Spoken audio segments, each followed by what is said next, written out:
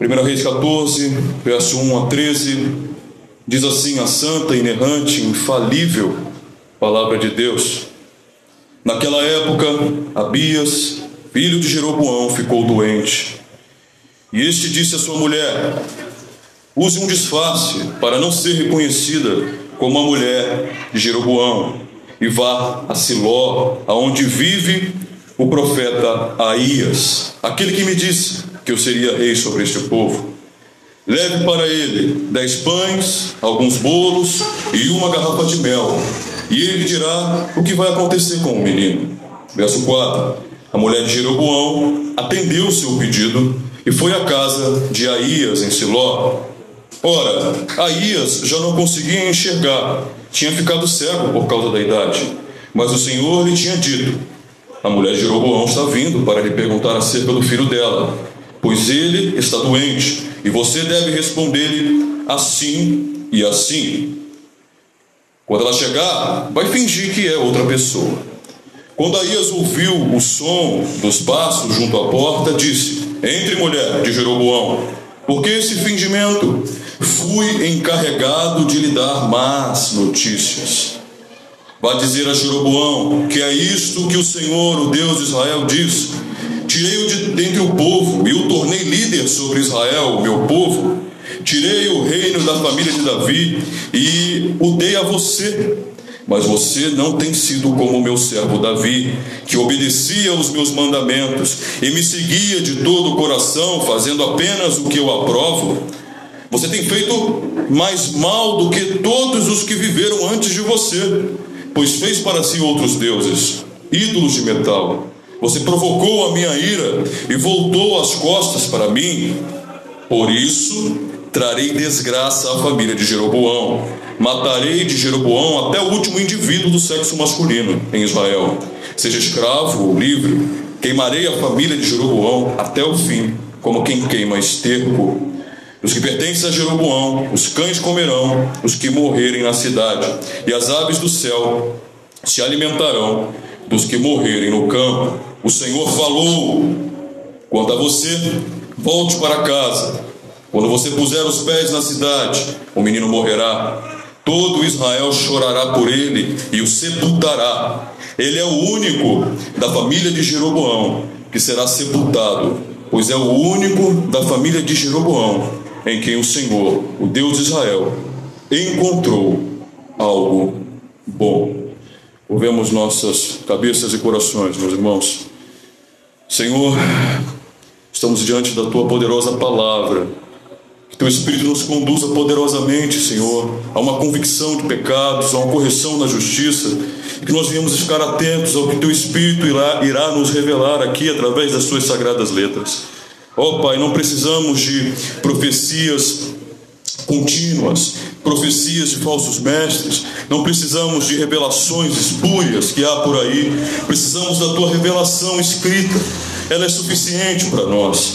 Por isso, Senhor, com Teu Santo Espírito, nos revela a Tua palavra, para que o Teu nome seja glorificado essa noite e que nós venhamos ser conformes à imagem de Teu Filho Jesus, agora e para todos sempre. Amém. Pode sentar, meus irmãos.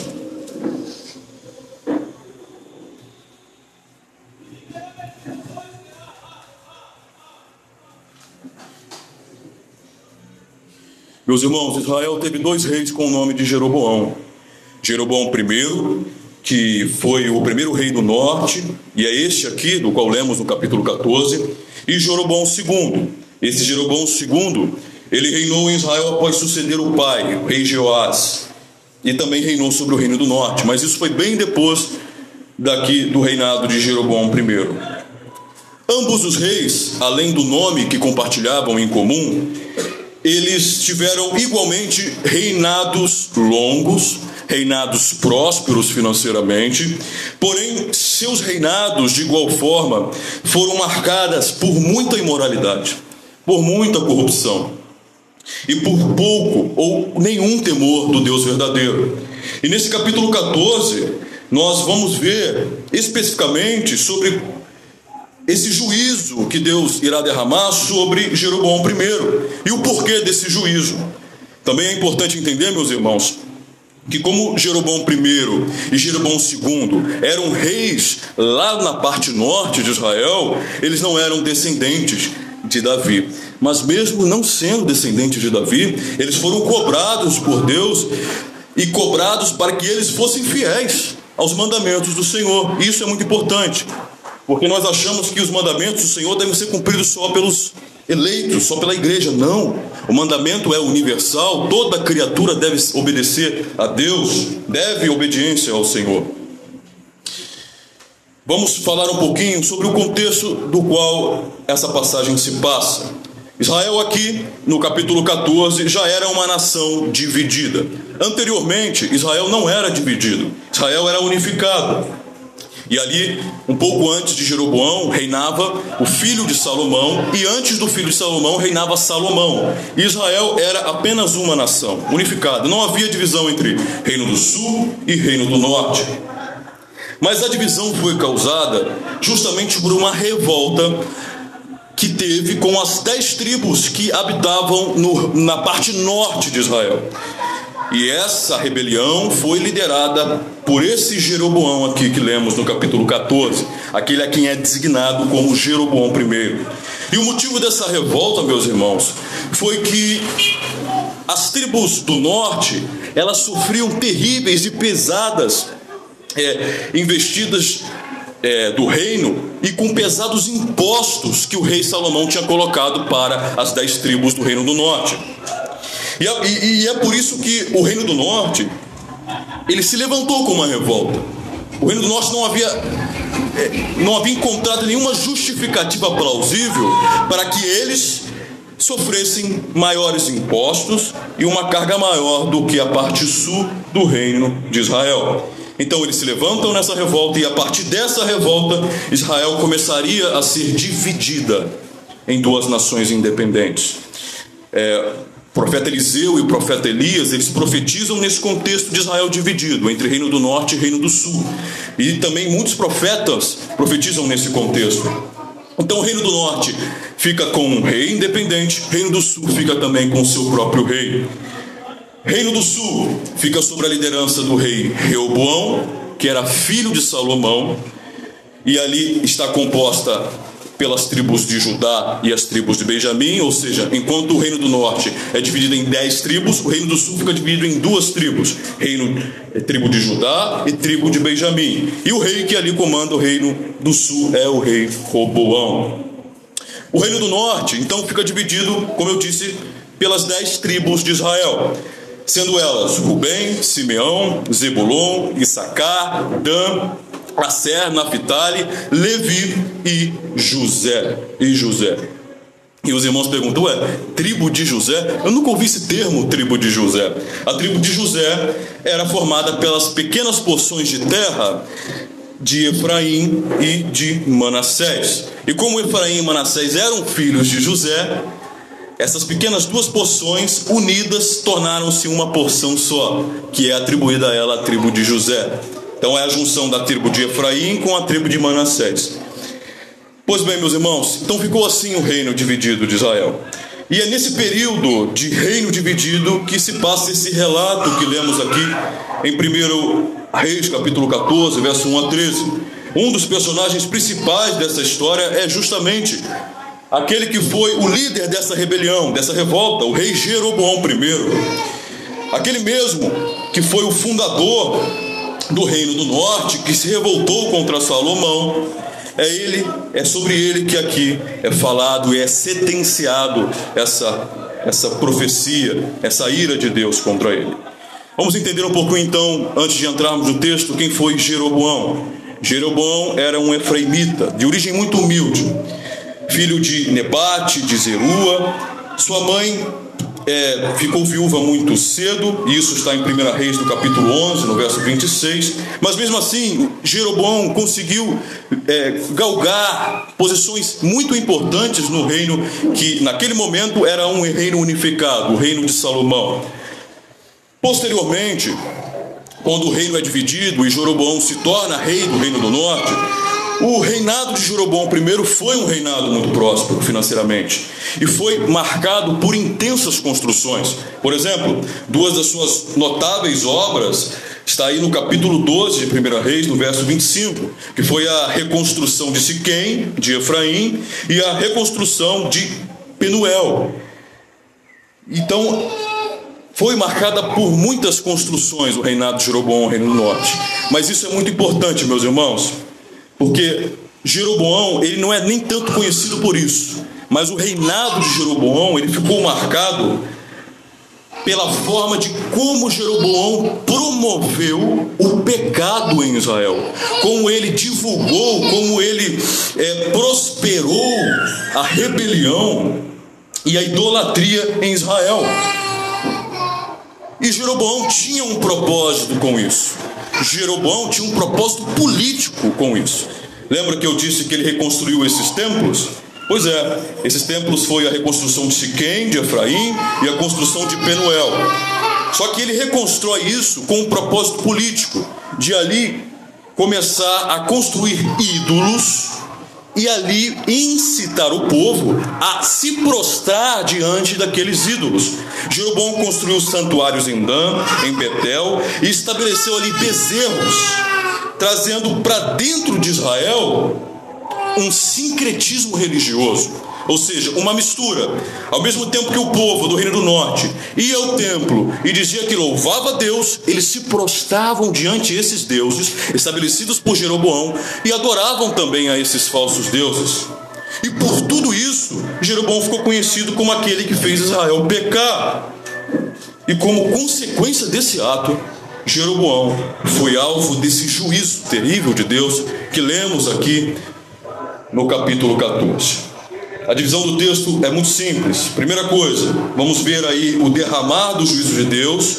Vai do verso 1 ao verso 4 na sua Bíblia. O derramar do juízo de Deus e o ato desesperado de Jeroboão para reverter isso, né? Vai do verso 1 a 4. E a segunda divisão está em o profeta e a resposta de Deus, que vai aí do verso 5 ao verso de número 13. Sabendo um pouco sobre esse contexto, meus irmãos, vamos focar então na exposição propriamente. Vamos entrar no texto e ver essa primeira divisão aí, o derramar do juízo de Deus e o ato desesperado de Jeroboão.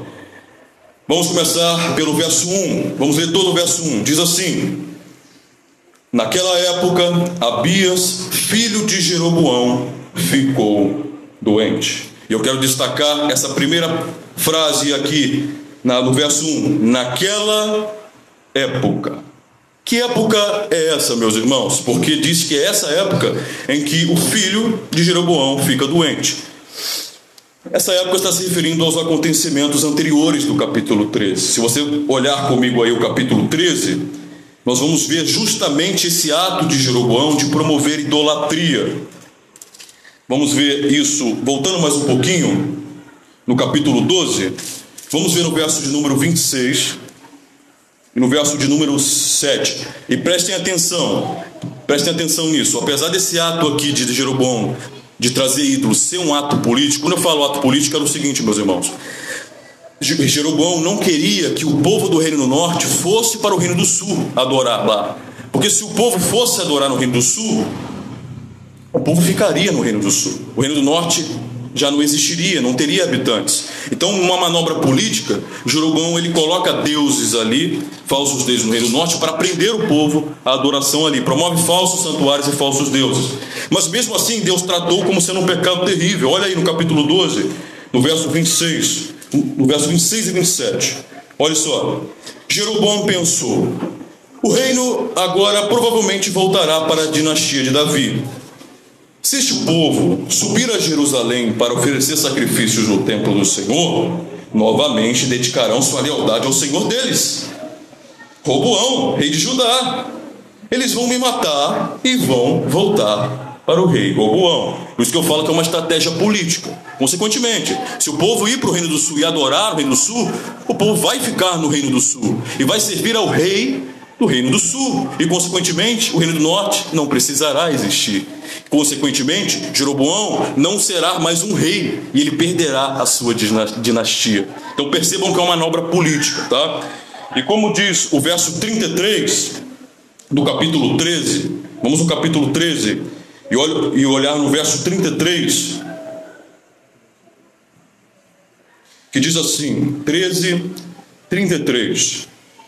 Mesmo depois disso, Jeroboão não mudou o seu mau procedimento, mas continuou a nomear dentre o povo sacerdote para os altares idólatras. Ele consagrava para esses altares todo aquele que quisesse tornar-se sacerdote. Isso acontece hoje também, né, meus irmãos?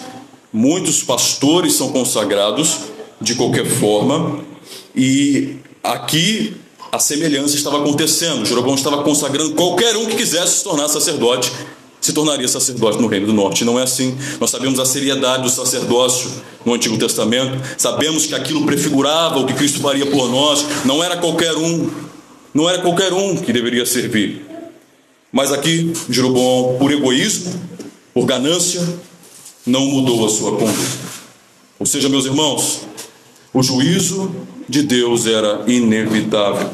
Então, foi nessa época que nos diz o verso 1 do capítulo 14. Naquela época, Abias, filho de Jeroboão, ficou doente. Foi nessa época, na época que ele promoveu essa idolatria e não se arrependeu dos seus pecados, foi só piorando em suas malícias.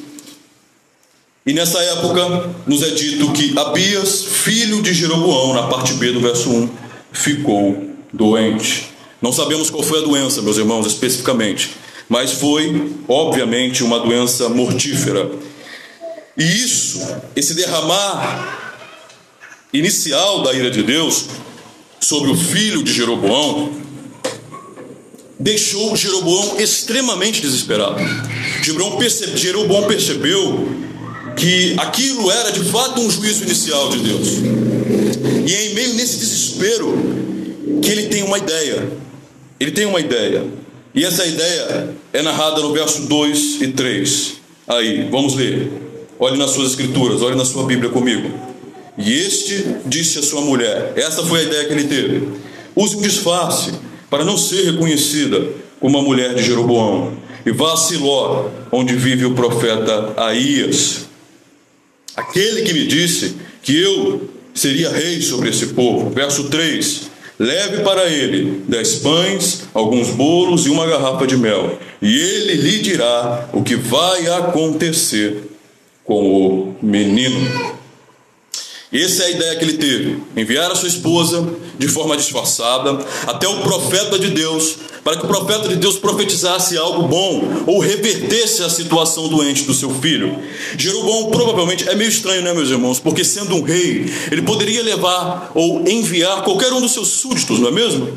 Os seus serviçais. Mas aqui ele envia a sua própria esposa, a rainha, para consultar o profeta.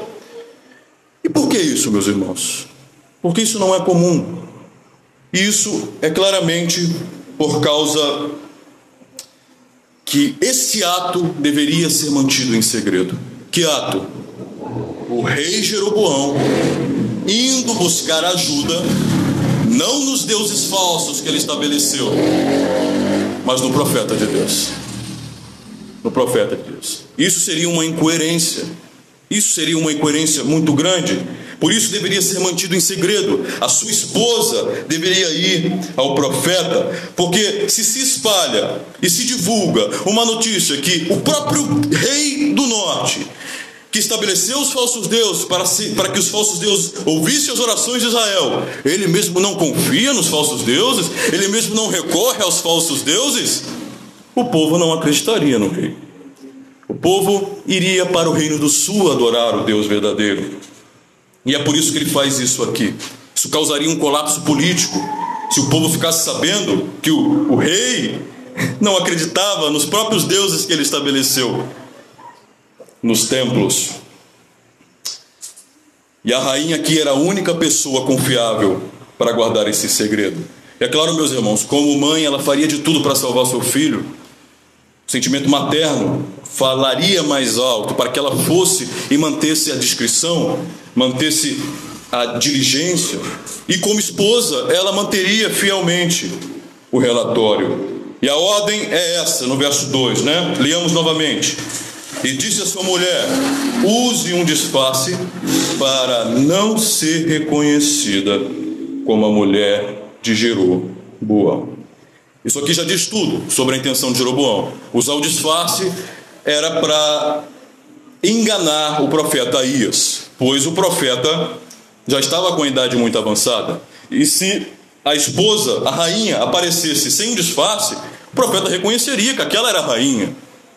E ele fez tudo isso com a intenção de receber do profeta de Deus, Aías, uma profecia favorável, de que Deus mudaria o quadro daquela história, de que Deus reverteria aquela doença do seu filho, não é? Olha o verso 3. Tanto é que ele pede para a esposa levar alguns mantimentos para agradar o profeta. Olha o verso 3 comigo.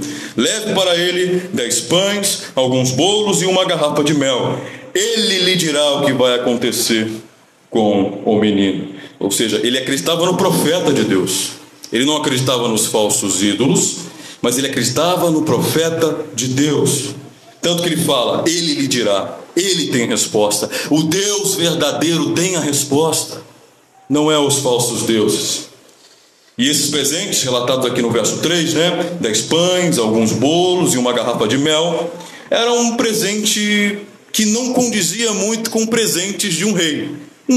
Esse era um presente da população, do povo comum de Israel. O rei, ele daria presentes muito mais pomposos, muito mais valiosos. Mas Jeroboão aqui dá esses presentes comuns na intenção de enganar o profeta, para que o profeta não reconheça que aquela é a rainha e assim dê uma profecia favorável para o menino. Pois bem, Jeroboão dá essa ordem à sua mulher, e essa ordem é atendida. Verso 4, vamos ler o verso 4, 1 Reis, capítulo 14, verso 4, diz assim: a mulher de Jeroboão atendeu o seu pedido e foi à casa de Aías em Siló. Ora, Aías, o profeta, já não conseguia enxergar, tinha ficado cego por causa da idade. Ou seja, todo aquele plano mirabolante não adiantava de nada. Todo o disfarce não adiantava de nada, porque o profeta era cego. Era cego. Semelhantemente a Isaac, no final de sua vida, Aías estava ali, não enxergando mais. E aí, ela atende o pedido e ela vai ao profeta. Mas vamos ver a segunda divisão agora, que é o profeta Aías, que é esse profeta usado por Deus, e a resposta de Deus. E a resposta de Deus. Versos 5 e versos 6. Vamos ler juntos. Diz assim, versos 5 e 6. Mas o Senhor lhe tinha dito: a mulher de Jeroboão está vindo para lhe perguntar acerca do filho dela, pois ele está doente e você deve responder-lhe assim e assim. Quando ela chegar, vai fingir que é outra pessoa. Verso 6. Quando Aías ouviu o som dos passos juntos da porta, disse: entre, mulher de Jeroboão, por que esse fingimento? Fui encarregado de lhe dar más notícias. Nós pensamos que Deus, muitas vezes, vai nos dar somente boas notícias, meus irmãos. Mas nem sempre é assim. Principalmente se vivemos uma vida em pecado. Não devemos esperar boas notícias, mas deveremos esperar más notícias. Más notícias. E aqui esse profeta, que vimos no verso 5 e 6, com o nome de Aías, era a boca de Deus na terra. E esse profeta era ilustre, ele era um profeta da cidade de Siló. E se nós lembrarmos, Siló é aquela mesma cidade onde tinha um templo de Mica, lá em Juízes 11. Vocês lembram que meditamos em Juízes 11? Era lá que tinha esse templo. Siló também foi o lugar onde o profeta Samuel foi educado. E Aías era reconhecido, apesar de ser um profeta muito discreto, era reconhecidamente um profeta de Deus. Deus usou ele para relatar duas profecias. A primeira profecia que Aías foi usado por Deus foi destinada ao próprio Jeroboão primeiro, antes de Jeroboão se rebelar contra Salomão. Jeroboão, que era de confiança do rei Salomão, que já havia conseguido um lugar de preeminência no reinado.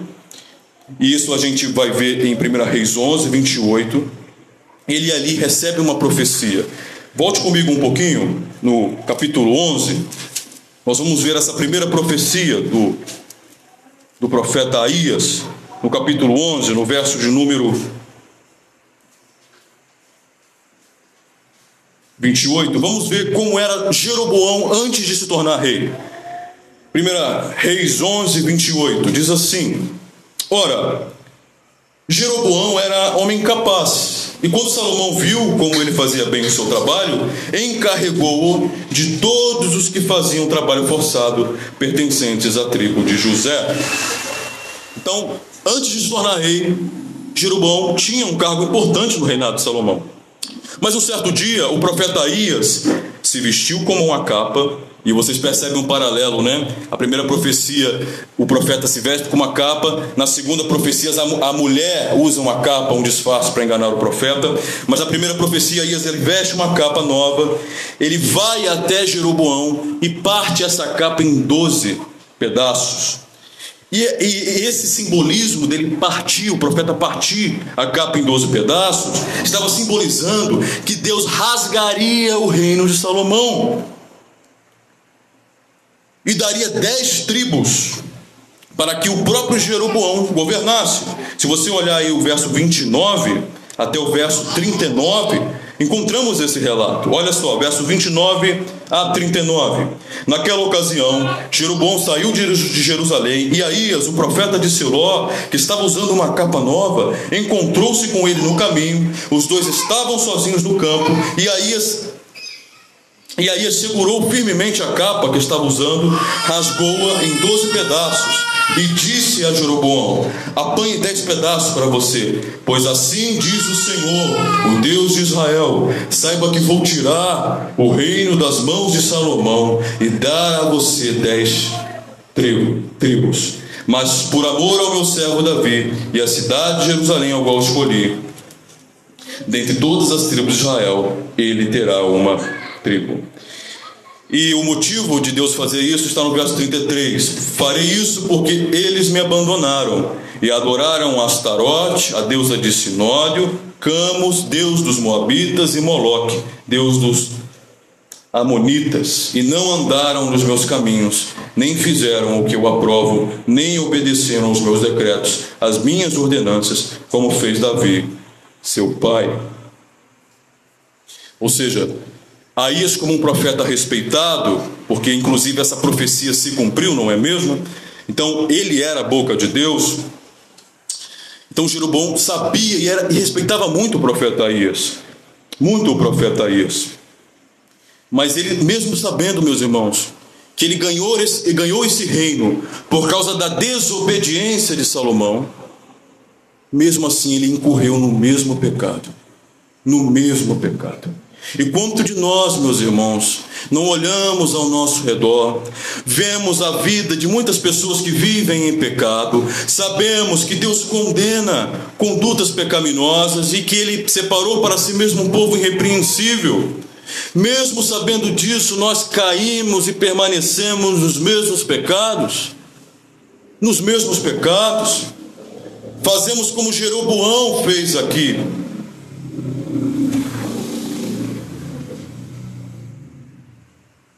E muitas vezes somos advertidos pela palavra do Senhor.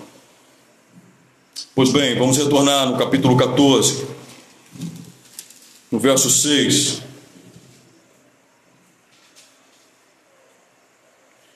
A primeira profecia foi essa que vimos, se cumpriu, Jeroboão já era rei. E agora vamos ver essa segunda profecia. Vamos ler novamente o verso de número 6. Quando Aías ouviu o som dos passos junto à porta, disse: entre, mulher de Jeroboão, porque esse fingimento fui encarregado de lhe dar más notícias. E é interessante porque esse reconhecimento do profeta, né? Mesmo cego, ele reconheceu que aquela ali era a rainha, a mulher de Jeroboão, era para colocar ainda mais temor no coração da mulher. Era uma confirmação para autenticar ainda mais o fato de que o profeta era um profeta de Deus. Era para atestar que o que o profeta iria dizer e profetizar aconteceria. E vamos ver então essa segunda profecia de Aías para Jeroboão, que está aí no verso 7. No verso 7 e 8, diz assim: vá dizer a Jeroboão que é isto que o Senhor, o Deus de Israel, diz: tirei-o dentre o povo e o tornei líder sobre Israel, o meu povo. Verso 8: tirei o reino da família de Davi e dei a você, mas você não tem sido como meu servo Davi, que obedecia aos meus mandamentos e me seguia de todo o coração, fazendo apenas o que eu aprovo. Meus irmãos, essa frase é chocante, impactante, deve levar os nossos corações a tremer. Você não tem sido como meu servo Davi, declara o Senhor. Era como se o próprio Deus estivesse dizendo: olha, apesar de Davi ter tropeçado em alguns pecados, ainda assim ele não era como você, Jeroboão. Primeiro, ele constantemente perseverou na verdadeira adoração a Deus, do qual você, Jeroboão, virou as costas para mim.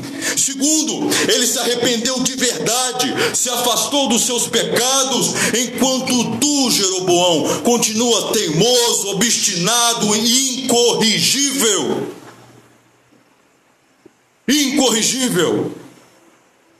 É isso que Deus está falando aqui. E Deus continua, verso 9: você tem feito mais mal do que todos os que viveram antes de você, pois você fez para si outros deuses, ídolos de metal. Você provocou a minha ira e voltou as costas para mim. Meus irmãos, isso deve levar o nosso coração a tremer, provocar a ira de Deus. E ele diz: tem feito mais mal do que todos os que viveram antes de você. Ou seja, Jeroboão chegou a um nível tão grande de pecado, que nem os juízes, os reis que vieram antes dele tinham chegado. Ele excedeu, ele ultrapassou os limites do pecado. E vamos pensar, meus irmãos, como que isso aconteceu? Como é que isso aconteceu?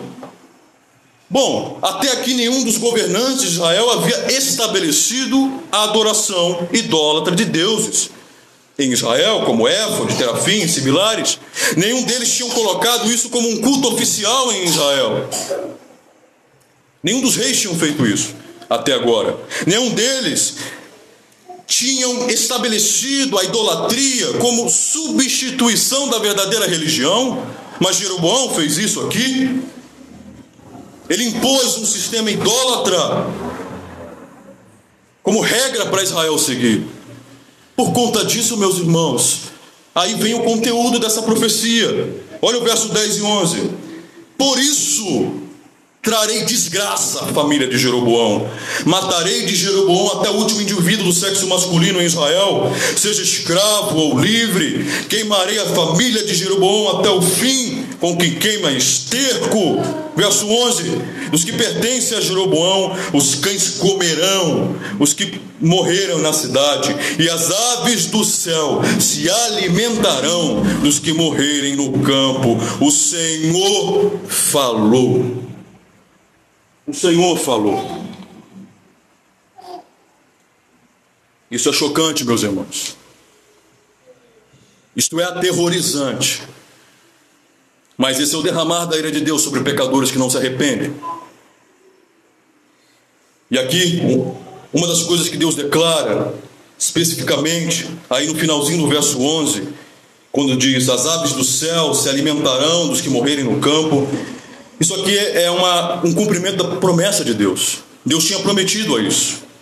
Deus tinha feito uma aliança com o povo de Israel lá no deserto, pouco antes de entrarem na terra prometida. Aqui no capítulo 14 já estão na terra prometida, mas antes de entrar Deus tinha dito. Vá comigo em Deuteronômio 28. Deuteronômio 28, verso 14. Deuteronômio capítulo 28, verso 14. Vamos ver essa promessa de Deus. Nós temos que entender que Deus não só prometeu salvar os pecadores arrependidos, mas Deus prometeu exercer o seu juízo para os pecadores que não se arrependem, meus irmãos. Isso é uma realidade. Olha o verso 14. Não se desviem nem para a direita, nem para a esquerda, de qualquer dos mandamentos que hoje lhes dou, para seguir outros deuses e prestar culto. E olha o verso 26 do mesmo capítulo. Os seus cadáveres servirão de alimento para todas as aves do céu e para os animais da terra, e não haverá quem os espante. Ou seja, se eles não obedecessem a Deus, se eles seguissem os maus caminhos, os desígnios do seu coração, Deus cumpriria a sua promessa de juízo. E é aqui que Deus está reafirmando isso. E essa expressão, no final do verso 11, é impactante, meus irmãos, que diz: o Senhor falou. Vamos lembrar o que Davi disse: uma vez Deus falou, duas vezes eu ouvi. Porque quando o Senhor fala, nós devemos ouvir. Nós devemos ouvir. Davi sabia disso, e é por isso que ele era um homem segundo o coração de Deus. Mas Jeroboão não ouviu. E aqui a palavra é repetida: o Senhor falou. Significa que Deus não voltaria atrás do seu juízo. É para destacar que Deus, e somente Deus, o Criador, cumpre as suas promessas. E isso é muito interessante, meus irmãos. Eu disse isso no começo, eu vou voltar a repetir. O Senhor falou. O Senhor aqui é a palavra no hebraico que destaca Deus não só como Criador, mas o Deus que se relaciona com sua criatura. Deus é o Deus que se relaciona com a humanidade, com os homens. É a palavra Jeová, o Deus que se relaciona. Ou seja, o Senhor falou. E o Senhor fala para todas as suas criaturas: arrependam-se, arrependam-se. O arrependimento, a ordem para se arrepender era para todos, mas nem todos se arrependem. E Deus, sendo o Criador de suas criaturas, sendo o Senhor de suas criaturas, vai cobrar de todos nós no dia do juízo, de como nós usamos as nossas vidas, de como nós usamos a nossa atenção, de como nós andamos no mundo e de como usamos a nossa vida aqui de maneira adequada. Ele vai requerer isso de nós no dia do juízo, porque Ele é Senhor sobre nossas vidas. Meus irmãos, Deus não é um Deus que deu a corda no relógio, soltou e deixou o mundo aí por si só. Ele não é um Deus que não se envolve com o mundo, como o deísmo aberto prega. Não é. Mas é um Deus que se relaciona. É o Senhor sobre todos. E todos naquele grande dia irão prestar contas a Ele. Porque todos nós somos criaturas desse Deus soberano. E a profecia continua. Vamos ver o verso 12. Quanto a você, volte para casa. Quando você puser os pés na cidade, o menino morrerá. Morrerá. Isso já era um início de um juízo de Deus na vida de Jeroboão. O início de um juízo terrível que viria. E o primeiro manifestar desse juízo é isso aqui que lemos no verso 12: a morte do filho de Jeroboão. O nome desse filho era Abias. E meus irmãos, a morte de Abias foi uma amarga perda para Jeroboão e sua esposa. Era um herdeiro do trono, era um filho querido. E nós podemos olhar para isso e achar muito chocante isso, né? Mas devemos olhar para o quadro maior. Deus aqui, ao retirar a vida desse menino, Ele estava agindo por pura misericórdia, por pura graça com a vida desse príncipe. Porque a profecia é que a descendência de Jeroboão seria exterminada, sofreria consequências e aflições terríveis. Mas Deus aqui, antes disso acontecer, Ele poupa a vida de Abias, do filho de Jeroboão, para que ele não passasse a vergonha, para que ele não presenciasse o sofrimento que estava por vir sobre a casa de seu pai. Abra em Isaías, por favor, no capítulo 57, no verso 12. Isaías nos explica muito bem isso.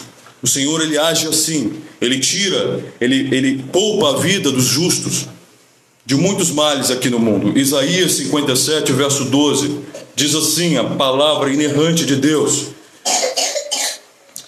o justo perece, e ninguém pondera sobre isso em seu coração. Homens piedosos são tirados, e ninguém entende que os justos são tirados para serem poupados do mal. Aqueles que andam retamente entrarão na paz, acharão descanso na morte. Percebem? Percebem? A gente não tem que ficar questionando porque um justo morre aqui. É Deus poupando ele do mal desse mundo. E é isso que Deus está fazendo com o filho de Jeroboão. Está poupando a vida desse menino das aflições e da vergonha que viria. Vamos ler de novo o capítulo 57, verso 12. O justo perece e ninguém pondera sobre isso, ou seja, ninguém pensa sobre isso, né? O porquê disso. E em seu coração ninguém pensa. Homens piedosos são tirados e ninguém entende que os justos são dados para serem poupados do mal. Aqueles que andam retamente entrarão na paz, acharão descanso na sua morte. Das maldades que viria. Ao mesmo tempo que era um juízo inicial de Deus, porque traria amargura para os pais, era um livramento enorme para aquele menino. Porque aquele menino, Deus encontrou nele bondade. Vamos ler o verso 13, é isso que diz o verso 13. Todo Israel chorará por ele e o sepultará. Ele é o único da família de Jeroboão que será sepultado, pois é o único da família de Jeroboão em quem o Senhor, o Deus de Israel, encontrou algo bom. Algo bom, ele é o único. E vamos frisar primeiramente essa primeira parte do verso 13 que diz: todo Israel chorará por ele e o sepultará. Essa frase talvez indique, meus irmãos, que Abias era um príncipe que herdaria o trono do seu pai, e era um príncipe muito amado pelo povo já era um príncipe muito esperado pelo povo, o povo o amava, e esse é o motivo de todo Israel chorar por ele na sua sepultura. E como diz o restante do verso 13, porque ele é o único da família de Jeroboão que será sepultado, pois é o único a quem o Senhor Deus de Israel encontrou alguma coisa boa. Ou seja, somente Abias, entre todos os descendentes de Jeroboão, foi o único a receber um sepultamento honroso, porque Deus encontrou nele bondade. Meus irmãos, o que podemos aprender aqui sobre esse texto tão bendito, partindo para o final da pregação e para as aplicações finais dela? O que podemos aprender desse texto para aplicarmos em nossa vida? Primeira coisa, devemos aprender e ficar espertos com o perigo de se afastar das promessas de Deus. O perigo de se afastar das promessas de Deus. Jeroboão aqui, ele recebeu a profecia de Deus de que um dia ele se tornaria rei. E isso de fato aconteceu. Mas quando a promessa se cumpriu, ele retribuiu com apatia. Ele retribuiu com desdém. Ele retribuiu a bênção de Deus com abandono a Deus. E quantos de nós, meus irmãos, cristãos professos, reformados, salvos, muitas vezes não agimos assim? Oramos tanto por uma bênção, e quando Deus nos abençoa, nos esfriamos. Tratamos o culto com desdém, não cantamos com o nosso coração, não oramos com fervor. Quantos de nós, meus irmãos, agimos como Jeroboão, desdenhamos e pior, muitos abandonam totalmente a Deus? Se cumprindo as Escrituras, quando diz que saíram do nosso meio porque não eram dos nossos, ou seja, esses nunca foram genuinamente filhos de Deus, foram agraciados pela misericórdia comum, mas nunca foram de fato filhos de Deus. Por quê, meus irmãos? Porque por mais que venhamos fraquejar em meio às bênçãos de Deus, por mais que um eleito de Deus, por meio das aflições, por meio da palavra, ele é repreendido, e por mais que nós nos esfriamos ou tropeçamos, quando ouvimos a palavra de Deus e a repreensão do Senhor, o eleito de Deus se arrepende, o eleito de Deus se conserta, o eleito de Deus abandona os seus pecados, abandona a apatia, abandona o desdém, abandona o desprezo a Deus. Mas, infelizmente, existem muitos dentro da igreja que agem como Jeroboão, que vão além como Jeroboão foi. E para agradar a sua carne, a sua vontade, o mundo, por pura ambição, como Jeroboão fez tudo isso aqui, por pura ambição, lembrem? Ele estabeleceu os ídolos para não perder o seu poder, o seu reinado sobre o reino do norte. E quantas pessoas não agem com a mesma ambição de Jeroboão? Para satisfazer a carne, para ganhar algo em troca, abandonam Deus totalmente. Tome cuidado, para que as bênçãos do Senhor não lhe tornem em maldição. Para que não leve você a se afastar do Senhor. As bênçãos devem nos levar a nos aproximar de Deus e não nos afastar dele. Vamos lembrar disso, meus irmãos, sempre. Vamos lembrar que, por mais que Deus nos perdoe, as consequências dos pecados que praticamos é uma realidade, são dolorosas. E muitas vezes, em muitos casos, sobre muitas pessoas, são inalteradas. A segunda aplicação, meus irmãos, é para aqueles que confiam em suas obras. Vamos ler o verso 3 de novo. Olha o que o verso 3 diz. Olha a atitude da mulher de Jeroboão. Leve para ele 10 pães, alguns bolos e uma garrafa de mel, e ele lhe dirá o que vai acontecer com o menino.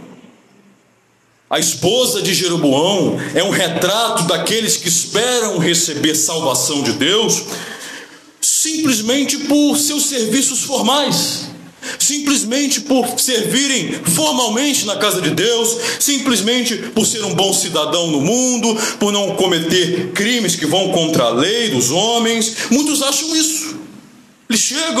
Eles acham que vão chegar diante de Deus como chegou a mulher de Jeroboão diante do profeta, e acham que Deus vai poupá-los do dia do juízo só porque eles foram bons cidadãos, só porque eles ajudaram os outros, só porque praticaram boas obras.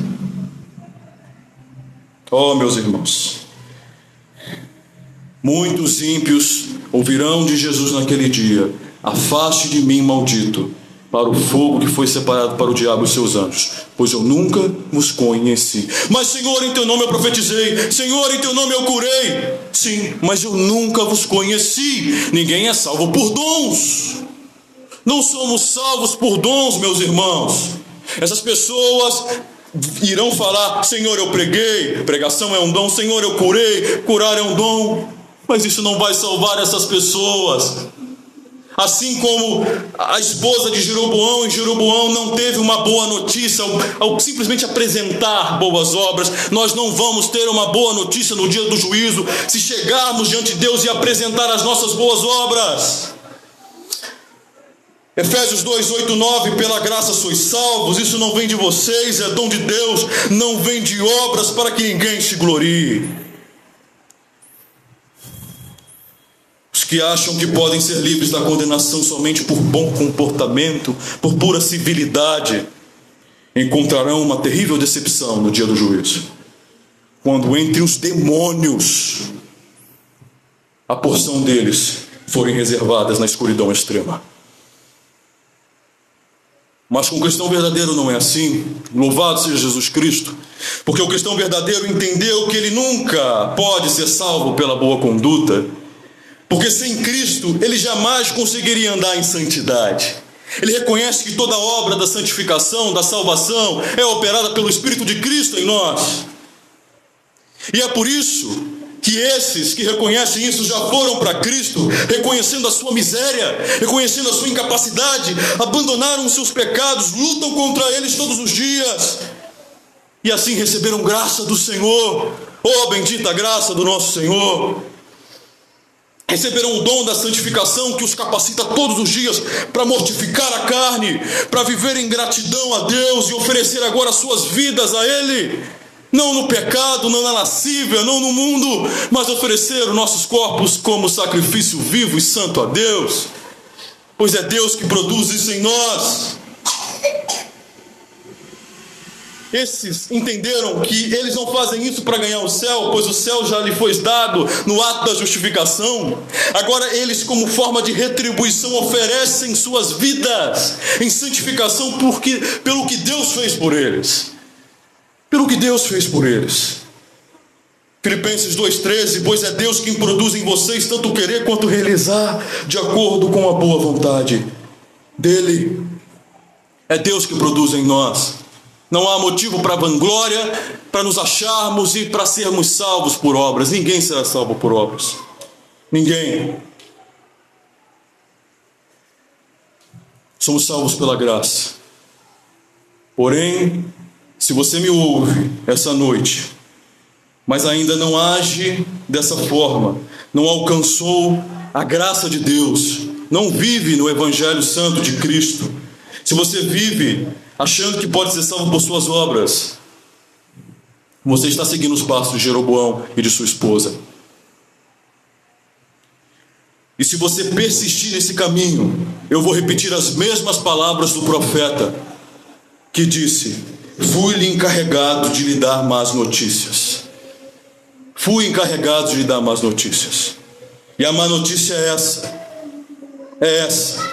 Se você não se arrepender dos seus pecados, se você continuar vivendo em seus pecados ocultos, continuar vivendo distante de Deus, o que te aguarda é o mesmo destino de Jeroboão e de sua esposa: a destruição.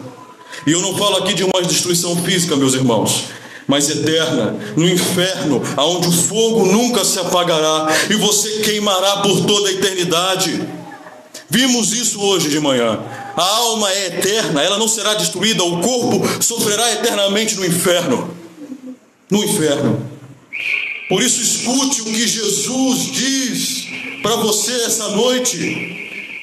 Se arrepender, mudar a sua vida, abandonar o mundo, abandonar o pecado, abandonar os prazeres. Você pode estar falando: esse pregador está pregando isso, que pregação é? Falando sobre o inferno, ele está querendo colocar medo. Não, eu estou te avisando, porque é isso que o Senhor Jesus disse. Marcos 9, 43, 44, Jesus dizendo: ireis para o inferno, para o fogo que nunca se apaga, onde o seu verme nunca morre e o fogo nunca se apaga. O Senhor Jesus pregou sobre o inferno, Ele falou sobre a realidade do inferno, para que nós viemos saber que o inferno é real, e para que nós viemos escapar desse lugar terrível. E olha o que Ele diz: onde o seu verme nunca morre. O verme que nunca morre são os pensamentos de remorso que os ímpios terão por toda a eternidade.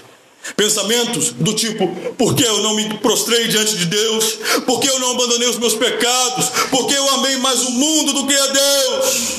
E isso vai bater como um martelo, como um verme na sua mente, constante, constante, constante, e não terá fim. Não terá fim. É o mesmo remorso que Judas teve. Judas não conseguiu viver um segundo sequer mais, tamanho remorso que ele sentiu por trair a Cristo. Ele preferiu se enforcar. Mas no inferno não haverá aniquilação. A morte eterna é eternamente queimar no inferno. Com essa consciência, os acusando por toda a eternidade. Verme também significa um verme físico, que comerá a carne do ímpio.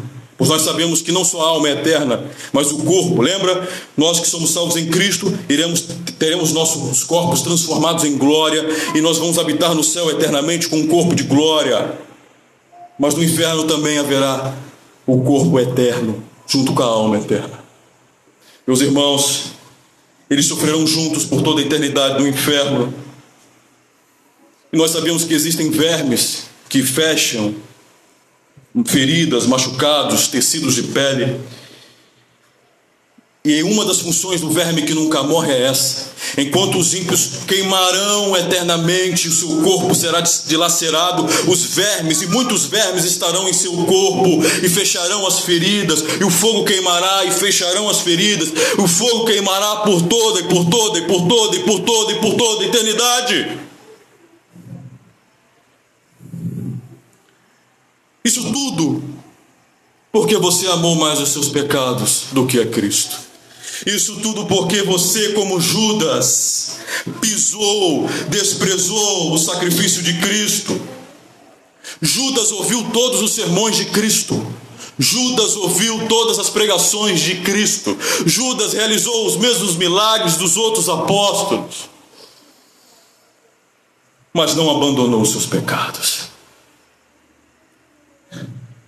Da mesma forma, você ouve muitos sermões sobre Cristo. Da mesma forma, você escuta sobre arrependimento de pecados.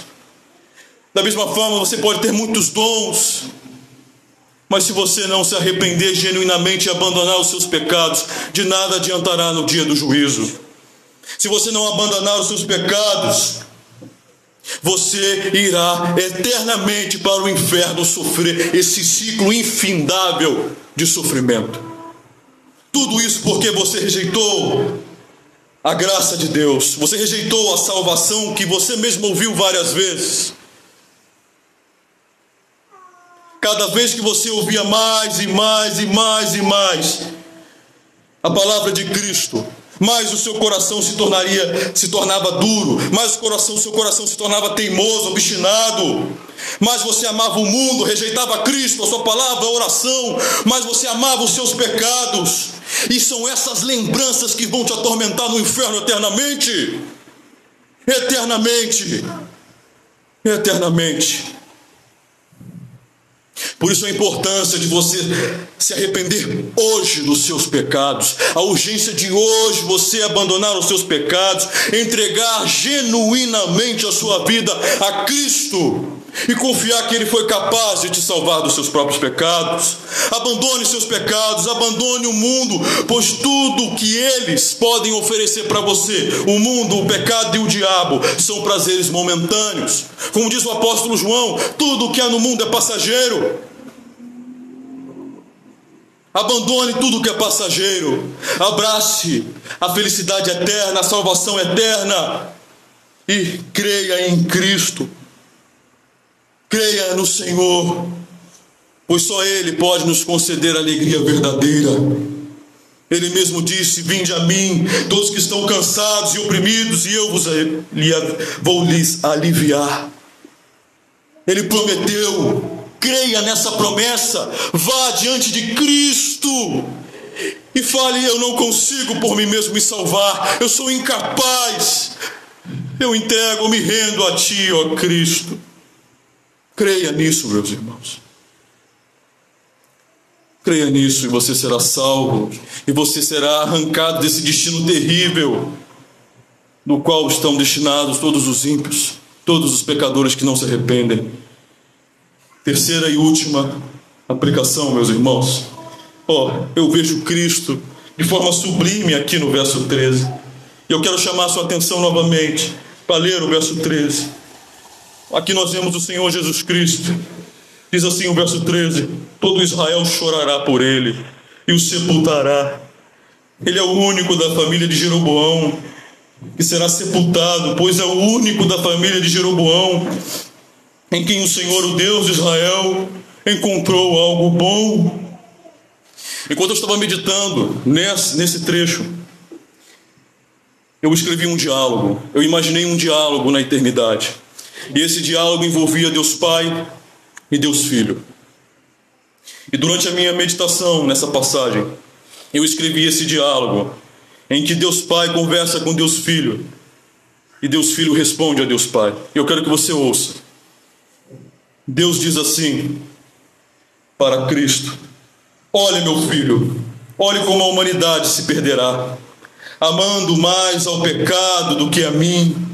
Eu que o formei e lhe dei o poder para governar sobre a criação. Porém o homem e a mulher, em vez de governarem sobre a criação, se tornaram escravos dela. escravo de suas paixões, escravos da natureza de seus pensamentos. Os desígnios de seus corações serão inteiramente inclinados para o mal, meu filho, e somente para o mal.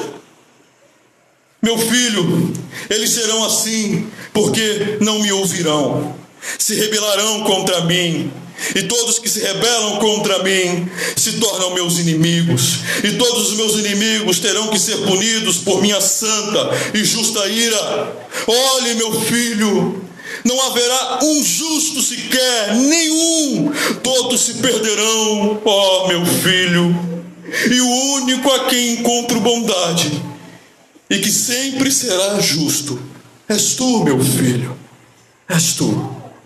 E nesse momento eu imagino o pai olhando para o filho para o pai, como Abraão olha para Isaac, Isaac olhou para Abraão, assim como Jefté olhou para sua filha olhou para Jefté. Eles olham um para o outro, e Cristo toma a palavra e diz assim para o seu pai: eu sei, meu pai, eu sei o que queres, eu sei o que queres. Conheço a sua vontade, meu pai, pois a sua vontade é a minha vontade. Farei o que desejas, descerei, me humilharei na condição de homem sofredor, me tornarei da mesma natureza que eles e cumprirei fielmente seus mandamentos. Não pecarei jamais, meu pai. E eu, que habito eternamente na glória, nas nuvens, habitarei em um ventre apertado. Eu que habito no mais altos céus, infinitos céus, serei colocado em uma manjedoura, onde é depositada a ração dos animais. Eu, meu pai, que sustento o universo, serei sustentado pelo colo de uma mulher. Eu, meu pai, que sou fiel a ti, serei traído e cuspido na face. Eu, meu pai, que sou teu amado, me tornarei odiado do meu povo, me tornarei o seu odiado, pois carregarei sobre mim os pecados dos seus eleitos, e com justiça a ira que era para eles, ó meu pai, tu derramarás sobre mim, pois eu o substituirei naquela cruz. Como você pode rejeitar tão grande demonstração de amor? Por isso é grave, por isso merece a ira de fato os que rejeitam esse bendito e santo amor. Todos nós somos filhos da ira desde o nascimento, como Jeroboão. Nascemos em pecado, merecíamos a morte, mas para nós foi enviado um que nasceria com a mesma natureza humana de Jeroboão. Cristo veio em carne, ele foi enviado até nós. Cristo, o único que seria capaz, sendo participante da nossa natureza humana, de cumprir a vontade de Deus perfeitamente em nosso lugar. O único que foi sepultado de forma incorruptível. E este é Cristo, nosso Senhor, nosso Salvador. Esse é o motivo de estarmos reunidos aqui. Esse é o motivo de vivermos a nossa vida em sacrifício, porque Ele demonstrou o seu amor por nós e nos livrou do inferno eterno. Cristo foi o único que, possuindo a natureza humana, foi o único que Deus achou bondade. O Senhor Deus de Israel, nele foi o único em quem encontrei bondade. O príncipe Abias prefigurava Cristo nisso. Cristo que seria o príncipe da paz, pois é o único da família de Jeroboão em que o Senhor achou bondade. Ele é o Cordeiro sem mancha, ele é o Cordeiro imaculado, perfeito, Cristo nosso Senhor. Por isso, apesar de todo Israel chorar em sua morte, como diz o verso de número 13, todo Israel chorará por ele e o sepultará. E isso cumprindo a promessa e a profecia de Zacarias, que diz: eis que eles olharão para mim, aquele a quem eles mesmos transpassaram, e prantearão e lamentarão por ele, como quem chora a perda de um filho único, e verterão lágrimas de enorme amargura por ele, como quem chora a morte do primogênito. De fato isso aconteceu. Mas apesar desse choro, a alegria viria pela manhã. Mais precisamente, no primeiro dia da semana, bem cedo, ao nascer do sol, elas se dirigiam ao sepulcro, e a pedra estava removida, e o túmulo estava vazio. Marcos 16, verso 2. A morte não pôde contê-lo, pois ao terceiro dia ele ressuscitou, triunfando, vitorioso sobre a morte, sobre o pecado e sobre o inferno. E ele fez isso tudo para nos dar vida abundante. O que te resta, a não ser se arrepender, se humilhar diante de um Deus tão amoroso, tão sublime? Às vezes, de forma errada, nos perguntamos: por que Deus permite sofrimentos? Isso não é uma forma correta de falar. Na verdade, nós devíamos nos perguntar por que Ele, sendo Deus, escolheu sofrer conosco e sofrer por nós. Por quê? Não precisava. Não que nós não precisávamos, nós necessitávamos muito, mas Ele não tinha obrigação nenhuma de fazer isso. Mas Ele fez por puro e santo amor. Portanto, todos nós devemos olhar para esse amor, e isso deve nos inspirar, nós cristãos, a viver uma vida em devoção a Ele todos os dias, todos os dias, todos os dias, que nada se compara a esse amor. Ele nos amou para que nós venhamos amar a Ele. Sejamos agradecidos, meus irmãos. E a vocês que ouvem isso aqui e ainda não estão debaixo dessa graça, estão rumando ao inferno eterno, saiba que Ele morreu para nos livrar dessa ira.